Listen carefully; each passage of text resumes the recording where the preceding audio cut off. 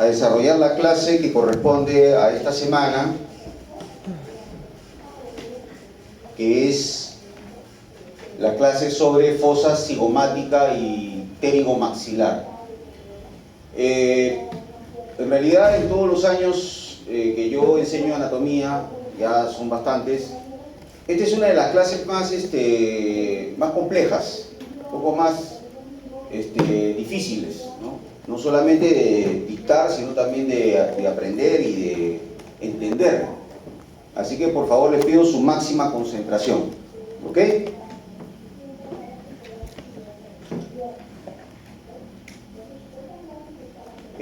Vamos a empezar con la fosa cigomática, ¿no? O sea, hasta la semana pasada habíamos visto la región parotidia, habíamos visto los músculos de la expresión facial, habíamos visto los músculos masticatorios o masticadores, ¿no?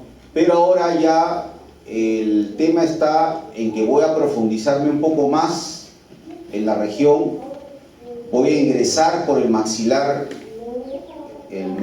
inferior o mandibular, y voy a ingresar a una cavidad, a una fosa, que es la fosa cigomática, y después inclusive voy a ir más allá y voy a ir a la fosa pterigomaxilar, ¿ok? Entonces, la fosa cigomática, los límites son arriba el arco cigomático, abajo el ángulo del maxilar inferior, adelante la tuberosidad del maxilar superior, atrás el borde posterior de la rama del maxilar inferior, y afuera, o sea, externamente, la rama del maxilar inferior, y hacia adentro, en profundidad, la apófisis pterigoides. Vamos a verlo en imagen, vean ustedes.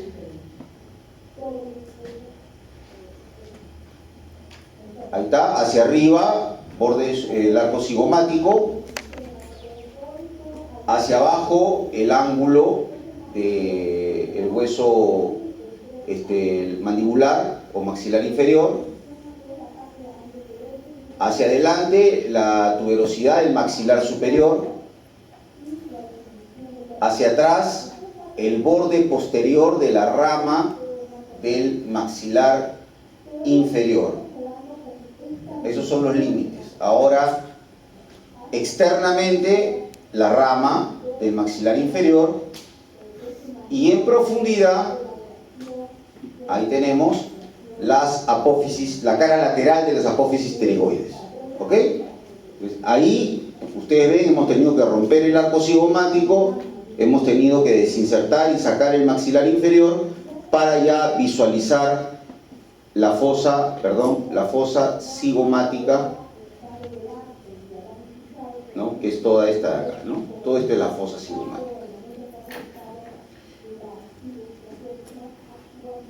El contenido: los músculos pterigoideos, que ya lo vimos la clase pasada, ya no los vamos a mencionar en la presente clase, pero el otro contenido importante de la fosa cigomática es la arteria maxilar interna y el nervio maxilar inferior o quinto 3, ¿no? La tercera rama del trigémino, ¿ya? Maxilar inferior o quinto 3.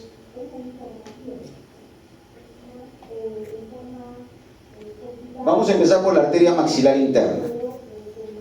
La arteria maxilar interna es una rama que sale de la temporal superficial y se mete dentro de la fosa cigomática, ¿no es cierto?, a través de la articulación temporomandibular, ¿no es cierto? Ahí se mete a la fosa cigomática y va a dar una serie de ramas que las vamos a estudiar el día de hoy. Esa es un poco una de las partes importantes de la clase del día de hoy. ¿Usted dijo que sale de la temporal superficial? Claro. ¿La maxilar interna? ¿Perdón? ¿La maxilar interna? La maxilar interna, sí. Lo que pasa, a ver, pasa lo siguiente, ¿no?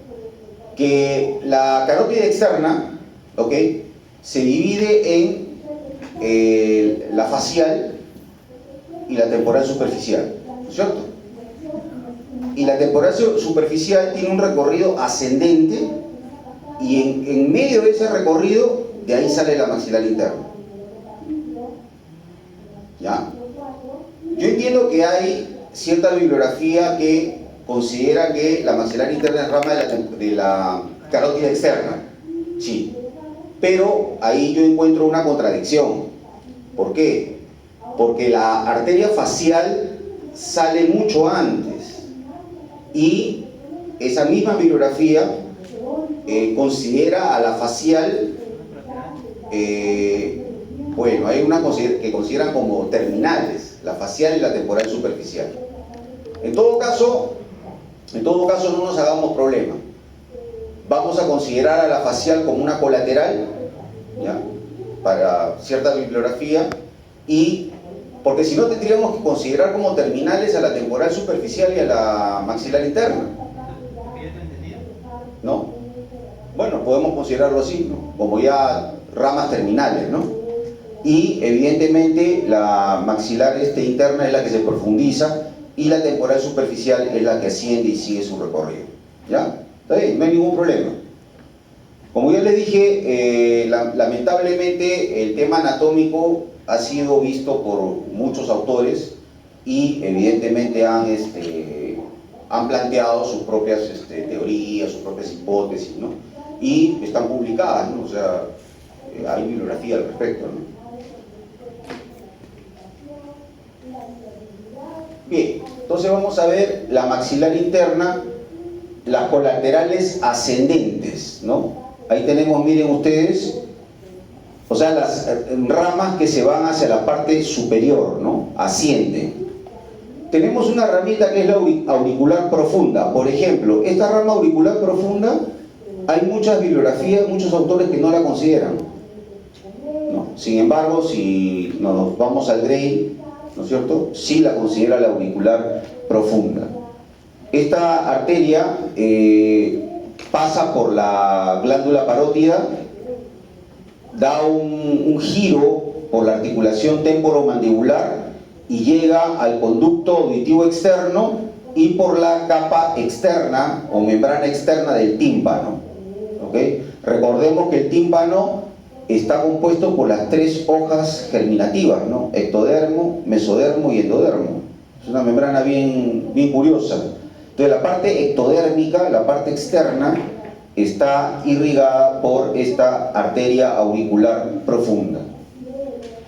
Luego tenemos la timpánica, ¿no? La timpánica, esta sí es reconocida por toda la bibliografía. Algunas le llaman timpánica anterior, por eso que anterior lo pongo entre paréntesis, ¿no? Timpánica anterior. Y también circunda la articulación temporomandibular, que ya la estudiamos en la clase pasada, y se ingresa por la cisura de Glaser, ¿no es cierto? Y así llega al tímpano y le da irrigación al tímpano. Tenemos la meningia media, que es una de las más notorias en la región. Recuerden de que la meningia media pasa por un ojalito, un ojal que le hace el nervio aurículo temporal, ¿no? Y ingresa al encéfalo a través del agujero redondo menor, que ustedes ya lo conocen. Luego, al costado de la meningia media, tenemos una meningia menor. Alguna bibliografía la menciona como meningia accesoria, ¿no? Meningia menor accesoria, y esta ingresa a través del agujero oval, ¿no?, por donde sale la rama del quinto 3, por ahí ingresa la arteria meningia menor para darle irrigación al ganglio trigémino, ¿no?, o ganglio de Gasser, ¿no?, como alguna bibliografía lo menciona, ganglio de Gasser.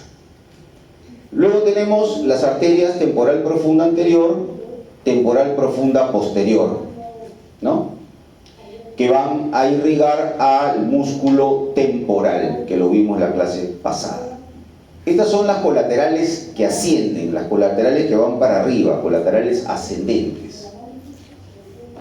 Ahora vamos a ver las colaterales que van hacia abajo, las colaterales descendentes. Eso también hay que tomarlo con pinzas, porque no es del todo cierto. Ahora lo voy a explicar por qué. Aquí tenemos la dentaria inferior, ¿no?, que es rama, y con su rama miloidea, da una ramita para el músculo miloideo, la dentaria inferior, y se mete al conducto dentario inferior y llega hasta el mentón, ¿no? Hay una rama también mentoniana que llega al mentón, que sale por el agujero mentoniano, lo vamos a ver ahora. Luego tenemos las pterigoideas, porque no es una, son varias. Por eso que dice número y origen irregular. Hay algunas que descienden efectivamente, son ramas laterales descendentes, pero también hay algunas pocas que también van hacia arriba, como lo vamos a ver después. O sea, no es cierto de que todas sean descendentes, ¿no? Tenemos la bucal, la arteria bucal que va al buccinador, lo perfora y llega a la mucosa oral, ¿no? A nivel de las mejillas, ¿no? A la mucosa oral. Tenemos la maceterina, es la arteria que va al músculo macetero, pasa por la escotadura del maxilar y llega al macetero. Y tenemos después la palatina superior o descendente, algunos le llaman palatina mayor, que lo pongo en rojo, ¿por qué? Lo pongo en rojo porque esta arteria palatina, si bien es cierto es considerada como descendente de la maxilar interna, es una rama que ya nace a nivel de la fosa pteriomaxilar, ya no de la fosa cigomática, ¿ok? Sino de la fosa pteriomaxilar. O sea, es una arteria bien profunda que la vamos a ver después, ¿ok? Por eso que la pongo en rojo, ¿no? Esta arteria pasa por el conducto palatino, entre los dos nervios palatino mayor y menor, y ingresa a través del agujero palatino posterior para darle irrigación a toda la zona del paladar.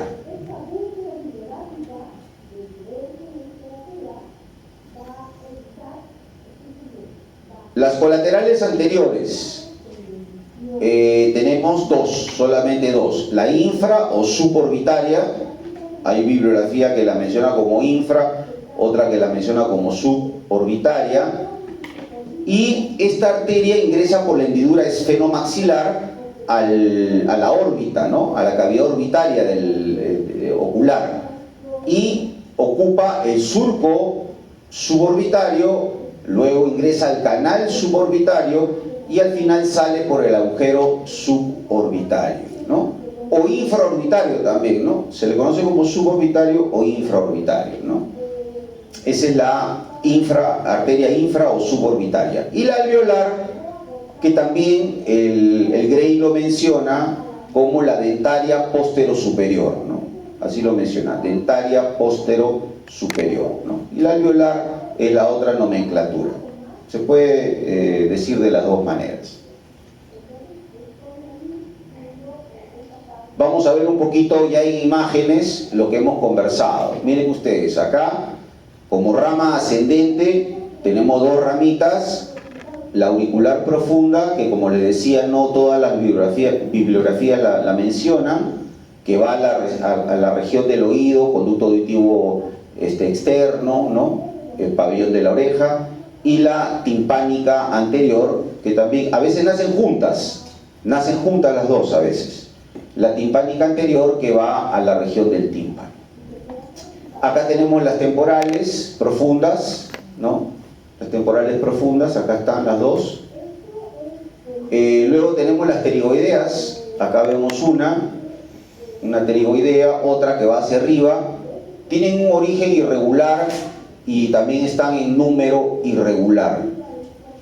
Y la otra que podemos ver acá es la suborbitaria o infraorbitaria, que ocupa el canal infraorbitario y sale por el agujero infraorbitario, como ustedes ven acá, y la alveolar, ¿no? La alveolar que después se ramifica en todos los alvéolos dentarios y le da irrigación a toda esta zona, ¿no? Acá vemos también la dentaria inferior, vean ustedes, que ingresa al conducto dentario inferior y con su ramita, esta es la dentaria, y esta es la ramita miloioidea, ¿no? Esta es la arteria miloioidea que va al músculo miloioideo. Esta es la dentaria inferior que entra al conducto dentario inferior y sale a través del agujero mentoniano, ¿no? Sale a través del agujero mentoniano. Vean ustedes cómo la dentaria inferior ingresa al conducto conjuntamente con el nervio dentario inferior, que también lo vamos a ver a continuación. ¿Ya? ¿Por qué agujero ingresaba en la suborbitaria? ¿Perdón? ¿Por qué agujero ingresaba en la suborbitaria? La suborbitaria está aquí, acá. Primero ocupa el surco. Surco, después ingresa al canal suborbitario y emerge por el agujero suborbitario. ¿Ah?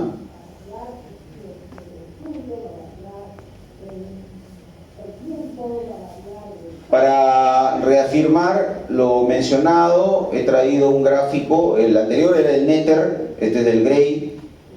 Acá está la timpánica anterior, ahí la pueden ver. Acá tenemos la meningia media. Esta es la meningia accesoria o meningia menor, la más chiquita, la más delgada. Acá tenemos las temporales, las que van al músculo temporal. Acá están las pterigoideas. Acá este esquema, por ejemplo, muestra una pterigoidea que va hacia arriba, que es ascendente, y pterigoideas que van hacia abajo, ¿no? Dos descendentes. Acá tenemos la esta es la pterigoidea, perdón, pterigoidea. Esta de acá es la maceterina. La maceterina se reconoce porque hace una especie de callado, ¿no? Hace una curvita, un callado, que sirve para que sobrepase por la escotadura, ¿no? La escotadura del maxilar inferior, ¿no? Y de ahí ingresa al músculo macetero. Luego tenemos acá, esta es la infraorbitaria o suborbitaria, y esta es la alveolar, ¿no? Todas estas ramas son ramas de la fosa cigomática, exclusivamente de la fosa cigomática, las que aparecen en este esquema. ¿Ya?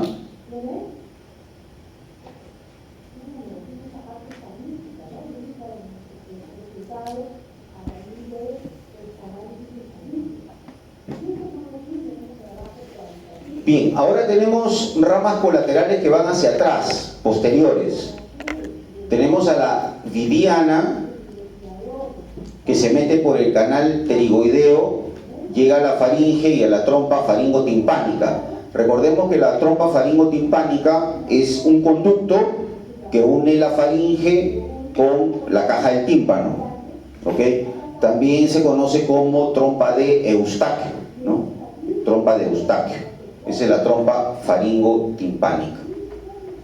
Y la arteria pterigopalatina, que según Gray lo menciona como arteria faringia, ¿no?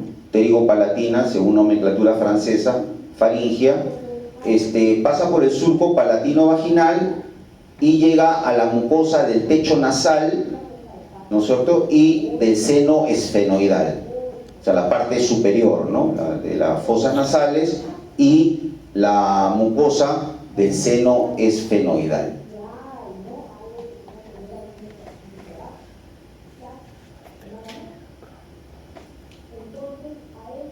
La rama terminal, ¿cuál es? Es la arteria esfenopalatina, ¿no? La esfenopalatina, la cual ingresa por el agujero esfenopalatino y va a irrigar las paredes de la cavidad nasal, los cornetes, los meatos, los senos paranasales y el tabique nasal, ¿no? Todas esas son las zonas que irriga la esfenopalatina, ¿no?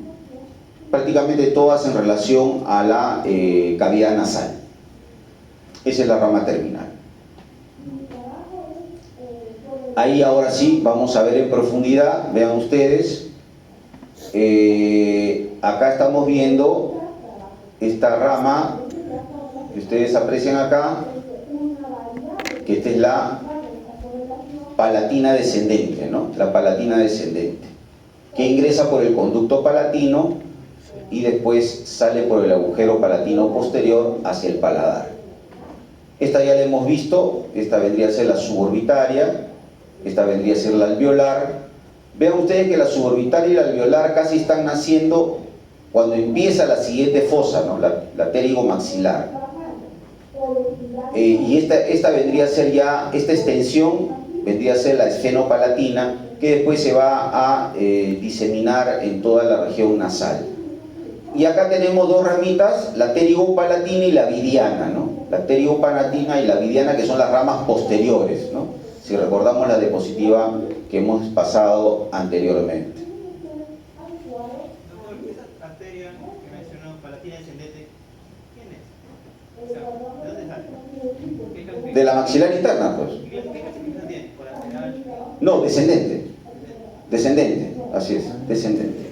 Sino que ya sale en digamos, en la fosa pterigomaxilar más profunda.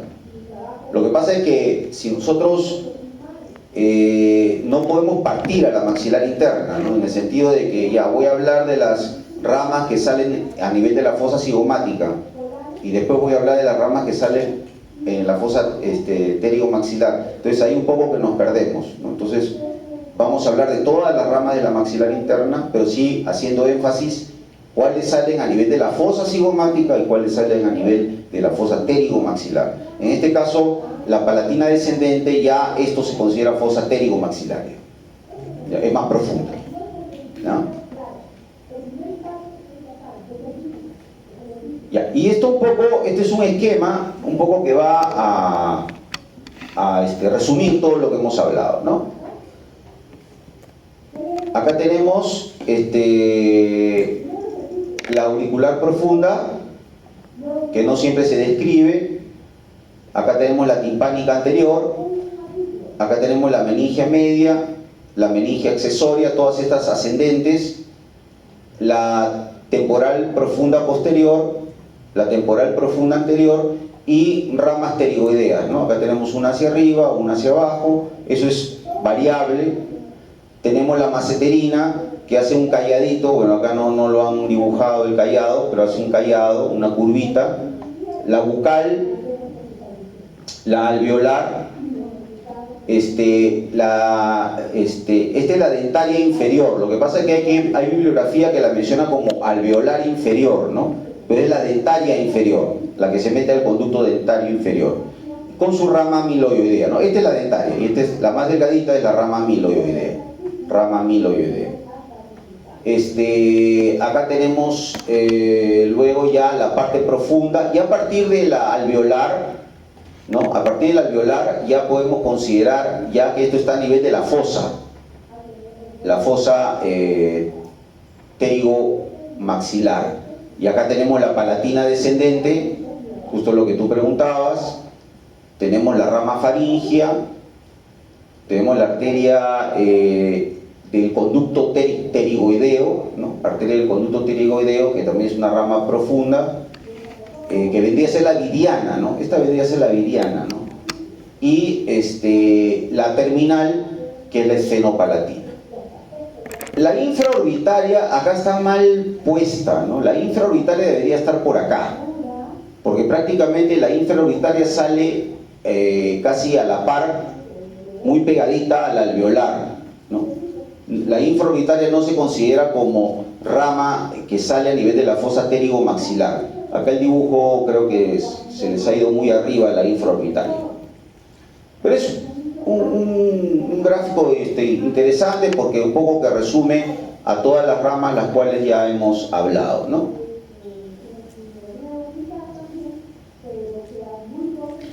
Bien, el otro elemento importante a estudiar en la fosa cigomática es el nervio maxilar inferior. El nervio maxilar inferior es el mayor ramo del trigémino, ¿no? El mayor ramo del trigémino, es el quinto 3. Es un nervio mixto, y eso es importante que lo entiendan, porque es el único nervio mixto de las 3 ramas, ¿no? Porque tanto el maxilar superior como el oftálmico son sensitivos, ¿no? En este caso, el quinto 3, el maxilar inferior, es mixto. Le da inervación a los dientes, las encías del maxilar inferior, la piel de la región temporal, parte de la oreja también, conducto auditivo externo, tímpano, labio inferior, parte inferior de la cara, músculos masticatorios, como ya lo vimos en la clase pasada. Esta es la parte motora del nervio, mucosa de los 2/3 anteriores de la lengua y la mucosa del piso de la boca, ¿no? Esa es la inervación, este es un resumen de la inervación tanto sensitiva y motora del nervio maxilar inferior. Bien, vamos a revisar algunas de las ramas. Lamentablemente tenemos que poner varias imágenes para poder entender todas las ramas del este nervio maxilar inferior. El nervio maxilar inferior, como ustedes ya saben, emerge del encéfalo hacia la fosa cigomática a través del agujero oval, ¿no es cierto? Y acá vamos a identificar sus ramas. A ver, los nervios del músculo temporal, acá vemos, acá hay una rama, acá hay otra rama, ¿no? Son los nervios del músculo temporal, ¿ya? Tenemos el nervio para el músculo macetero, que es este de aquí, ¿no? El nervio del músculo macetero, ¿no? Que también hace como un codito, hace un callado para que pase por la escotadura del maxilar inferior. Luego tenemos el nervio bucal, vean ustedes, el nervio bucal que le da inervación a toda la mucosa de la cavidad oral, la parte interna, ¿no? De la cavidad oral. El nervio lingual, ¿no? El nervio lingual que le da inervación sensitiva a la lengua, ¿no? Recuerden que esto es bien claro, ¿no? Cuando nos mordemos la lengua, nos duele a través del nervio lingual, ¿no? La inervación sensorial lo da el séptimo par, el noveno par, que lo vamos a ver en la próxima clase, ¿ok? Nervio lingual lo que le da es sensibilidad, no sensorialidad a la lengua. El nervio auriculotemporal, como ustedes ven, el que le hace el ojalito a la arteria meningia media, este nervio después va a la región auricular y le va a dar inervación sensitiva. Y el nervio dentario inferior, que es este de acá, que le va a dar, ¿cómo se llama? Va a ingresar por el conducto, dentario, ¿ok? Y le va a dar inervación sensitiva a todos los alvéolos dentarios inferiores, ¿no?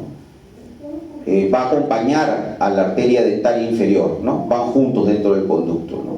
Y también va a salir por el agujero mentoniano, ¿no? Como ustedes ven acá, sale por el agujero mentoniano. Y este es su nervio, el miloioideo, que también tiene su ramita miloioidea, que va a inervar el músculo miloioideo.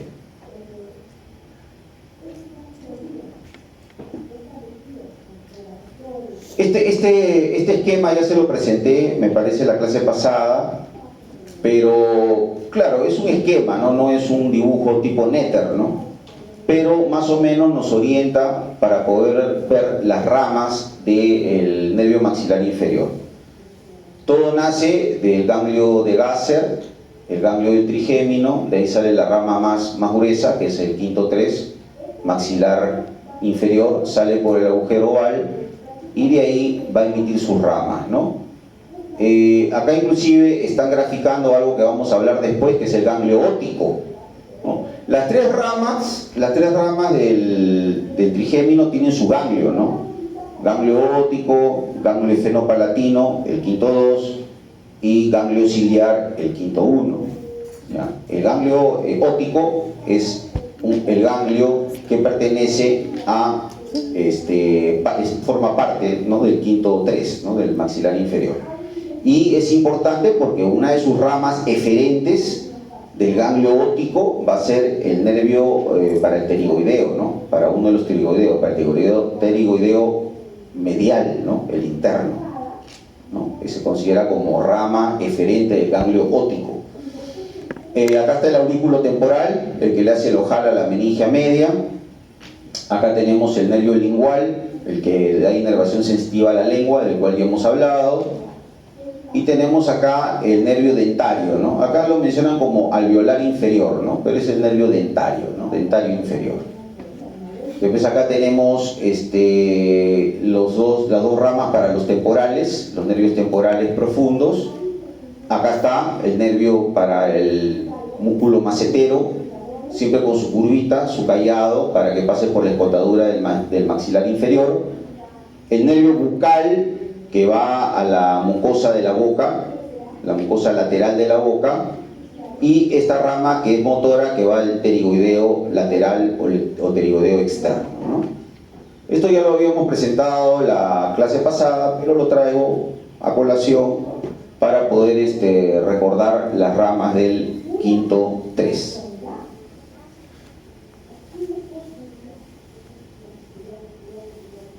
Bien, ahora vamos a entrar a un terreno un poquito más complejo, que es el ganglio óptico, ¿no?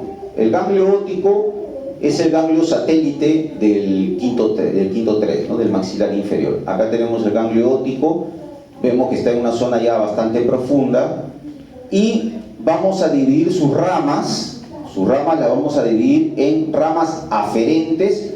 Aferentes quiere decir que llegan, ¿no? Llegan al ganglio óptico. Y sus ramas eferentes, que son aquellas que salen del ganglio óptico y que van, pues, evidentemente a un músculo o van a un órgano para darle sensorialidad, etc. Primero, las ramas aferentes, vamos a mencionar a la raíz motora, ¿no? La raíz motora proviene del facial, del séptimo par, a través del nervio petroso superficial menor. Nervio petroso superficial menor. En este caso vendría a ser este de aquí, el que está arriba, sino que acá lo han recortado, pero esta es una rama aferente, ¿no? Que llega al ganglio óptico. Al ganglio óptico, ¿ok? Después tenemos una raíz sensitiva que proviene del noveno par, el glosofaringio, a través del nervio petroso profundo menor. Petroso profundo menor. Ese nerviecito no figura aquí en este esquema, lamentablemente, en este dibujo. Y también tenemos una raíz simpática que viene del plexo meningio, ¿no? Del plexo meningio. Estas son las ramas aferentes, las ramas que llegan al ganglio óptico. ¿Y cuáles son las eferentes? Las que salen del ganglio óptico. El pterigoideo interno, como ya les había dicho, el pterigoideo interno es una ramita eferente del ganglio óptico. Acá lo vemos, miren.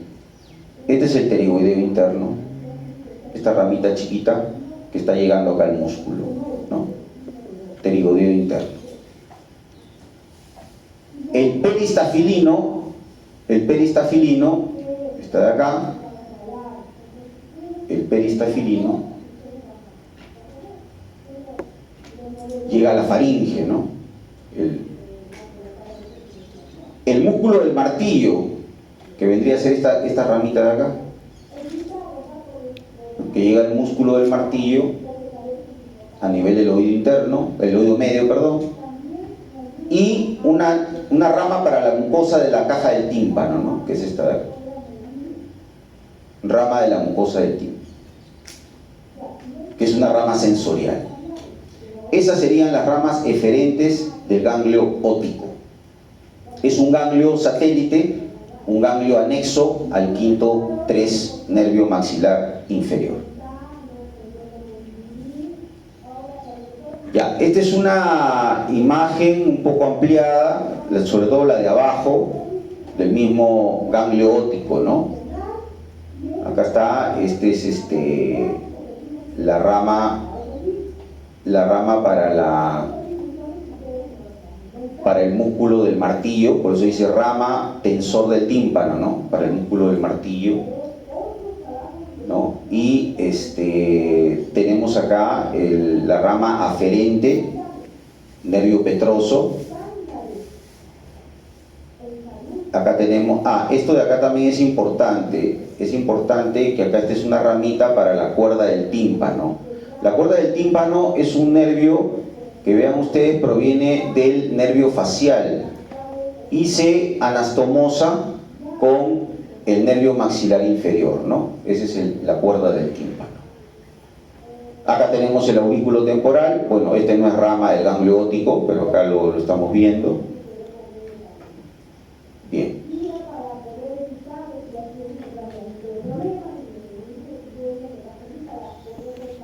Bien, entonces, hasta ahí hemos visto las ramas de la maxilar interna, todas.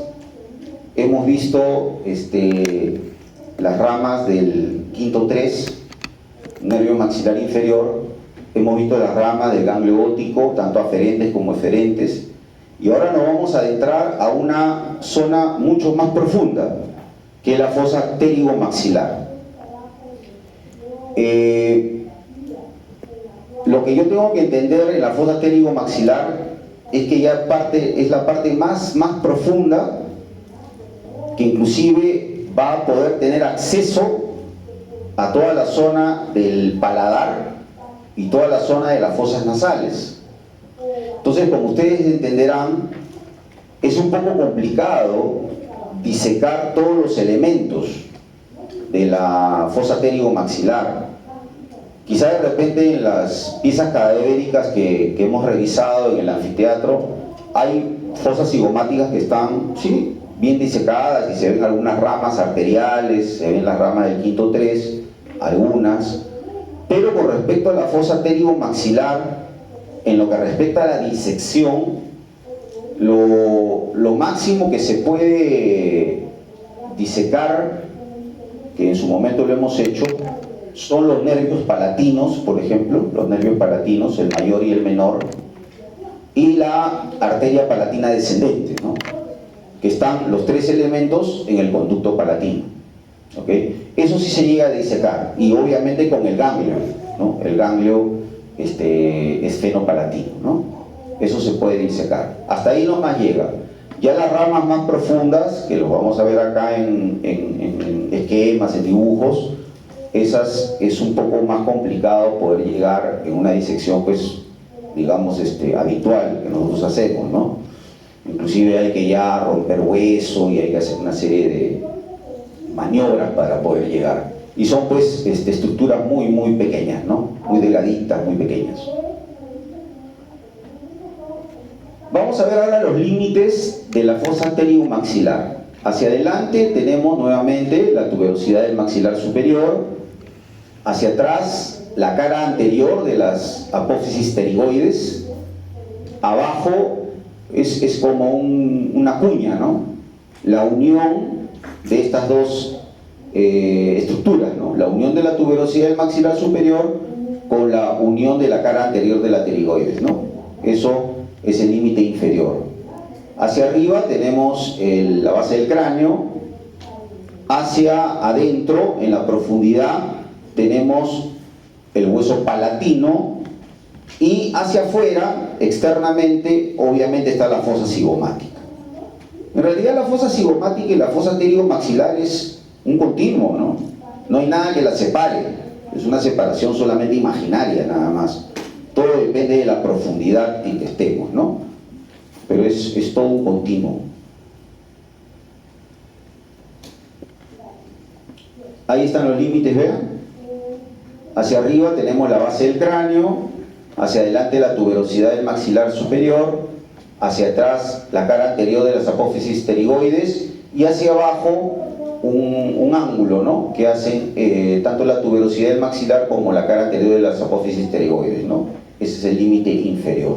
Entonces todo esto es la puerta de entrada a la fosa cigomática. Esa es la puerta de entrada a la fosa cigomática, ¿no es cierto? Y ahí es donde vamos a encontrar elementos importantes. ¿Qué es lo que vamos a encontrar ahí? Algunas ramas de la maxilar interna, que ya las hemos revisado, ¿cierto? Ahora las vamos a ver de nuevo. Vamos a encontrar ¿qué nervio? El quinto 2, maxilar superior, y un tercer elemento, un ganglio. ¿Qué ganglio es? El esfenopalatino, que es el ganglio satélite del quinto 2. Otra cosa que a veces se llama confusión.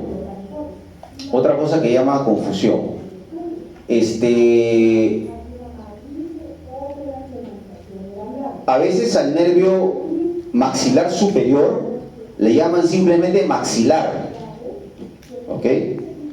Y al nervio maxilar inferior le llaman mandibular, ¿ok? Es una nomenclatura muy usada. Entonces, en este caso en particular, yo les sugiero que usemos la denominación maxilar superior, maxilar inferior.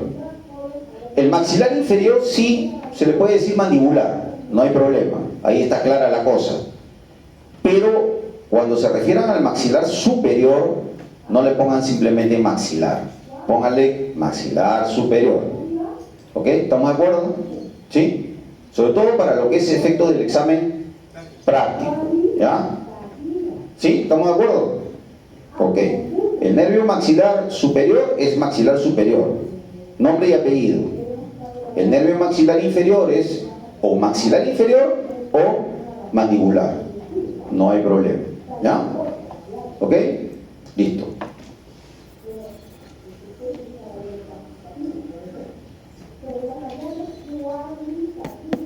Y está lo que decíamos, ¿no? El contenido es la parte terminal de la arteria maxilar interna, es su tercera porción. Lo que pasa es que ahí también hay dos divisiones, ¿no? Los franceses, la maxilar interna lo desarrollan como lo he desarrollado yo, ¿no? En ramas ascendentes, ramas descendentes, ramas anteriores, ramas posteriores y rama terminal, ¿cierto? En cambio, los anglosajones lo desarrollan por tramos. Tramo 1, tramo 2 y tramo 3. ¿Ya? Lo que pasa es que académicamente es mucho más ordenada la división que hacen los franceses, ¿no? Pero no hay que dejar de reconocer que ese tramo 3 que mencionan los anglosajones es importante porque ya nos avisa que estamos dentro de la fosa pterigomaxilar. Ya estamos en la parte más profunda del hoyo, ¿no? Por decirlo de una manera.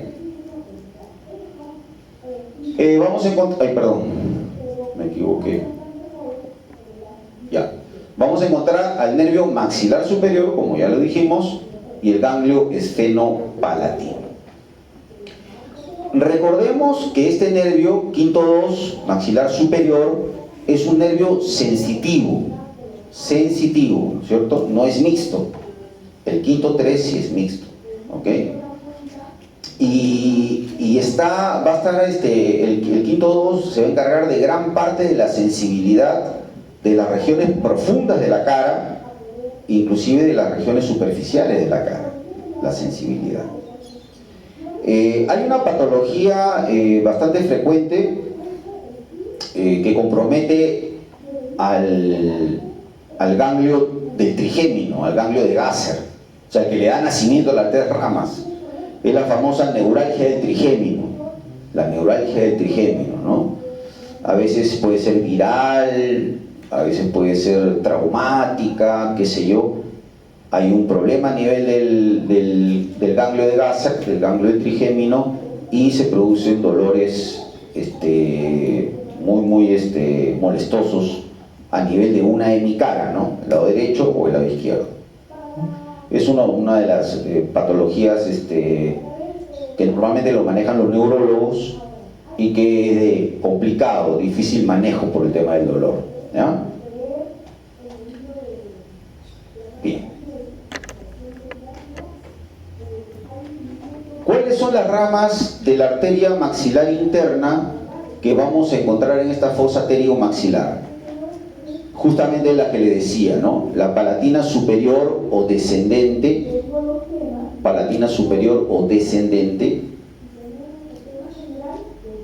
la vidiana, que es posterior, la pterigopalatina y la terminal, que es la esfenopalatina, ¿no? Tanto la vidiana como la pterigopalatina son posteriores y la esfenopalatina es ya la terminal. Y la palatina superior, que es descendente, ¿no? Palatina superior o descendente. Eso, por ejemplo, ya lo hemos visto cuando hemos desarrollado maxilar interna, pero yo lo traigo a colación para que quede claro cuáles son las ramas que las vamos a ubicar en la fosa pterigomaxilar, o sea, en la parte más profunda de la arteria. ¿Ya? Bien, a ver, acá nos vamos a detener un poquito porque este gráfico es del Gray, ¿ok? Del tratado del Gray. Y es importante porque aquí vamos a ver, no todas, pero vamos a ver buena parte de las ramas de este nervio maxilar superior. Acá lo estamos viendo, este es el maxilar superior. ¿Okay? Ustedes saben que el maxilar superior, ¿por dónde sale del encéfalo? ¿Por qué agujero? ¿Cuál redondo? ¿Mayor o menor? Redondo mayor, pues, ¿no? Por ahí sale del encéfalo y se va hacia la fosa pterigo-maxilar, ¿no? Acá vamos a ver su ganglio satélite. Acá está su ganglio satélite. ¿Cuál es? El esfenopalatino, ¿no? Ganglio esfenopalatino es su ganglio satélite.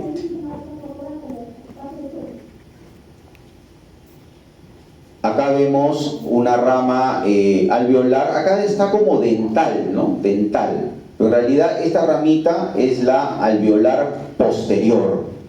Alveolar posterior. Porque vamos a encontrar también alveolares medias y vamos a encontrar alveolares anteriores, ¿no?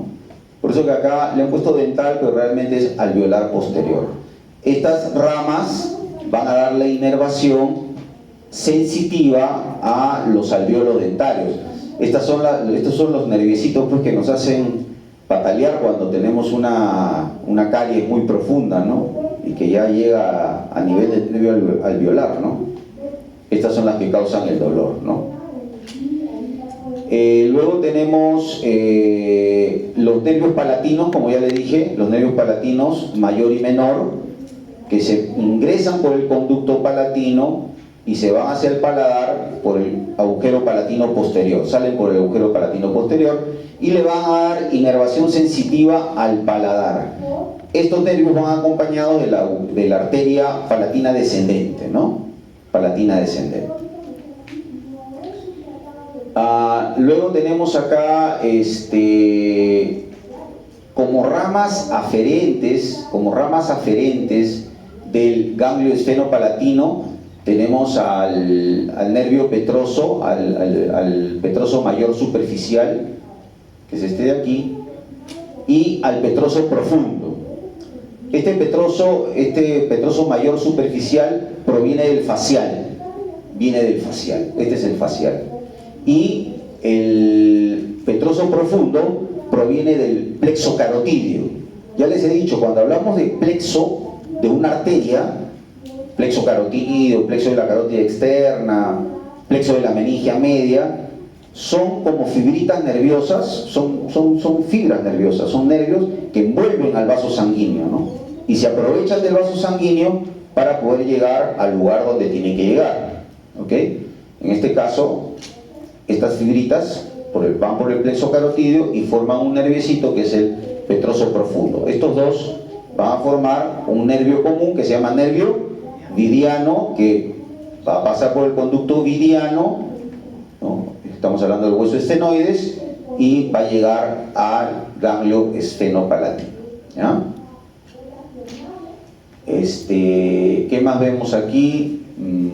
Sí, básicamente eso es lo que quería mostrarle con esta diapositiva, que es bastante aclaratoria. Ahora, hay un nervio que es el suborbitario o infraorbitario, que aquí no lo vemos, porque ese nervio es más lateral, ¿no? Es más, esta es la ramita del infraorbitario, que ya se está metiendo a la órbita, ¿no? Pero acá no lo voy a poder ver en esta vista, tengo que verlo de una vista lateral, una vista externa, que es lo que les voy a mostrar en la siguiente diapositiva.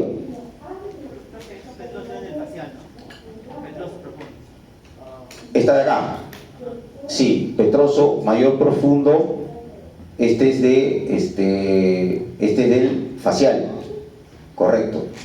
Y esta de acá, el petroso profundo, este es del plexo carotídeo, ¿no? Mayor profundo del facial. Así es. El plexo carotídeo, exacto. Este es petroso, claro, este es el petroso superficial mayor. Petroso superficial mayor es este de acá. Es la que proviene del facial. Petroso superficial mayor. ¿Ya? Este de acá, del facial. Y este de acá es simplemente petroso profundo, nada más, que viene del, como le repito, del plexo carotídeo. ¿Perdón? Que el viridiano son los petrosos mayores. No, en este caso, este es el petroso superficial mayor. Esto es según bibliografía del Greya, por si acaso. No, yo no lo he escrito yo. Sí, pero ¿quién genera el viridiano? Estos dos, pues. Acá está el viridiano. Superficial y El superficial mayor y el petroso profundo, que viene del plexo carotídeo. ¿Ya? Entonces acá ya estamos viendo la rama que nos faltaba, ¿no es cierto? Nosotros estábamos viendo por este lado, estábamos viendo la rama del quinto 2 en profundidad, ¿no? Fosa pterigo-maxilar, pero no estábamos viendo esta rama importante, que es el nervio, ¿cómo se llama? Infraorbitario, ¿no? El infraorbitario, que también ocupa el surco infraorbitario, el canal infraorbitario, y sale por el agujero infraorbitario, ¿no? Y le va a dar inervación sensitiva a esta parte de la cara, ¿no? La parte de infraorbitaria, parte nasal, ¿no es cierto? Y también le va a dar inervación sensitiva a alvéolos dentarios superiores. Y miren ustedes, acá hay un nervio importante, el nervio, la rama cigomática, ¿no? Que también sale del quinto 2. La rama cigomática, que es la que le va a dar sensibilidad a toda la zona del pómulo, a toda la región cigomática, la zona del pómulo, le va a dar inervación sensitiva, el nervio cigomático, ¿no? Como ustedes ven, teníamos que ver una posición distinta para poder ver este nervio infraorbitario.